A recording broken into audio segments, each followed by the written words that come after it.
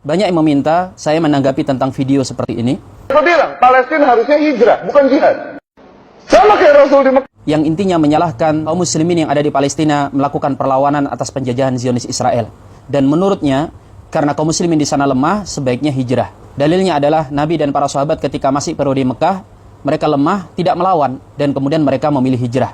Benarkah pendalilan seperti ini? Tanpa mengurangi rasa hormat kami kepada pemilik pendapat. Tetapi mari kita tinjau ulang.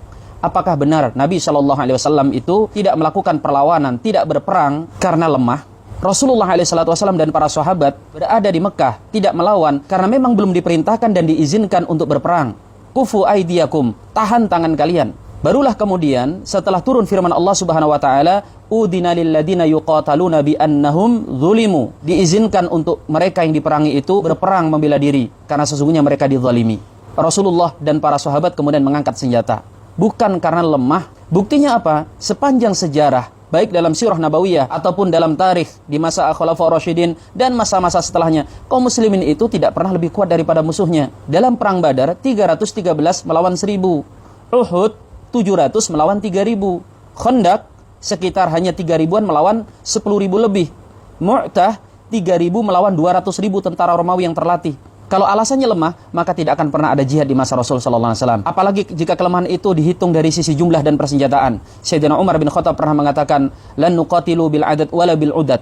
Kami tidak pernah diajari untuk berperang dengan menimbang jumlah dan perbekalan. Kemudian hijrahnya Nabi sallallahu alaihi wasallam itu juga karena perintah dari Allah Subhanahu wa taala, bukan karena sebab tekanan musuh. Karena kalau berbicara tentang tekanan musuh, kaum muslimin ketika sudah berada di Madinah pun ditekan oleh musuh, bahkan lebih kuat lagi. Jika kaum muslimin yang ada di Palestina itu berhijrah, itu akan menjadi puncak kebahagiaan orang-orang Yahudi dan para penjajah yang ada di sana. Karena memang tujuan mereka adalah mengusir kaum muslimin dari negeri mereka. Dan ketika mereka melawan, itu sudah menjadi fitrah dan perintah dalam agama. Karena mereka dizolimi. Masalah hari ini bukan masalah tentang Palestina yang terus melawan, tetapi masalahnya adalah kita yang tidak peduli dengan mereka. Masalah hari ini bukan ketika para pejuang-pejuang itu tetap berjuang dengan segala keterbatasannya. Tapi masalah sebenarnya adalah ketika pemimpin-pemimpin di dunia Islam bungkam. Mereka seperti tidak peduli lagi kepada saudara-saudaranya yang ada di sana. Justru ketika para pejuang di sana terus berjuang, itu untuk mempertahankan eksistensi. Agar generasi demi generasi kaum muslimin tidak lupa bahwa kiblat pertama mereka sedang dijajah. Masjidil Aqsa sedang ditawan.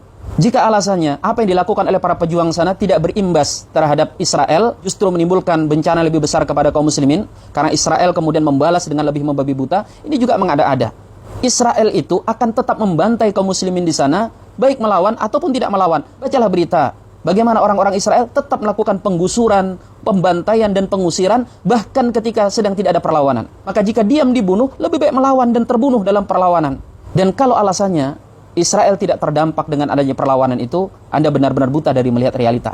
Baca berita, bagaimana kerugian yang ditimpakan oleh para mujahidin sepanjang sejarah perlawanan. Kalau toh kemudian kaum muslimin juga mengalami kerugian, kemana kita dari mentadaburi firman Allah Subhanahu wa taala, "In takunu ta'lamuna fa innahum ya'lamuna kama ta'lamun wa tarjuna minallahi ma la yarjun." Jika kalian ditimpa sakit karena peperangan itu, sesungguhnya musuh-musuhmu juga ditimpa sakit sebagaimana kalian merasakan sakit. Hanya saja kalian punya harapan kepada Allah yang mereka tidak memilikinya.